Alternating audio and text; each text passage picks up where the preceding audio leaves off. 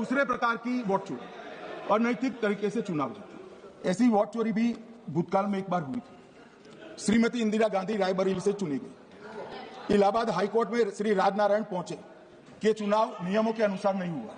Allahabad high court ने यह तय कर दिया कि श्रीमती गांधी ने उचित तरीके से चुनाव नहीं जीता है, हम इसको रद्द कर दें। मान्यवर, ये भी वोट चोरी थी, बहुत बड़ी वोट चोरी थी।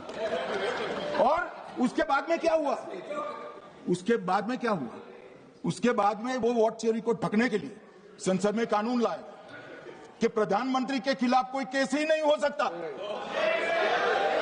मैं विपक्ष के नेता को कहना चाहता हूं, इम्यूनिटी की बात आप चुनाव आयोग की पूछ रहे हैं, इसका तो मैं जवाब दूंगा, इम्यूनिटी का।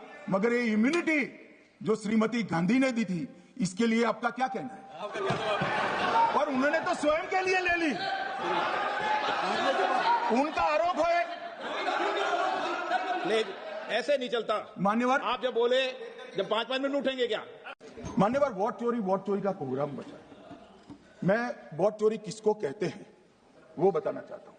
वोट चोरी के 3 आयाम हैं। एक तो मतदाता नहीं है, मतलब योग्यता नहीं है, और आप वोटर बन जाते हो तो वोट चोरी माना जाएगा। दूसरा, आप गलत प्रकार से चुनाव जीतते हो तो वोट चोरी माना जाएगा। और तीसरा, जनादेश को डिफाई करते हो, मतलब वोट के विपरीत आप कोई पद प्राप्त कर लेते हो तो भी एक प्रकार से वोट चोरी होता है। अरे सुनो ना, क्यों जल्दबाजी करते हो मानिकम? क्यों? अब मैं 3 वोट चोरी की घटनाएं बताना चाहता हूं। सबसे पहली घटना हुई आजादी के बाद देश का प्रधानमंत्री तय करना था। तय कौन करना था?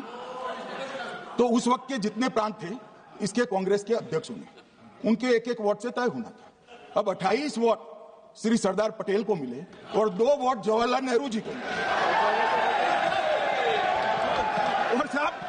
और साहब प्रधानमंत्री जवाहरलाल जी बने।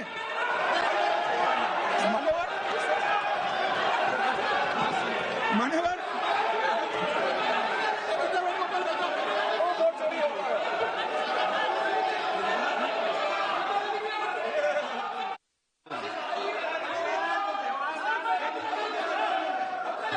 तीसरी वोट चोरी कहना चाहता हूं।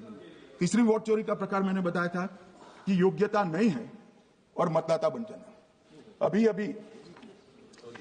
अभी एक वाद पहुंचा है, वाद मतलब डिस्प्यूट पहुंचा है दिल्ली की सिविल अदालत में। उसमें डिस्प्यूट ये है कि सोनिया गांधी जी इस देश की नागरिक बनने से पहले मतदाता बने।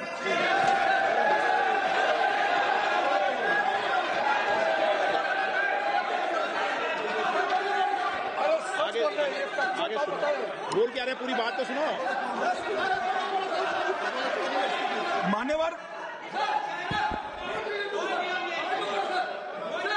मान्यवर, मैंने इतना ही कहा है कि अदालत में केस चल रहा है जो फैक्चुअल है। अब जवाब तो उनको अदालत में देना है। सोनिया जी ने यहां क्यों दे रहे? अदालत में जवाब देना है।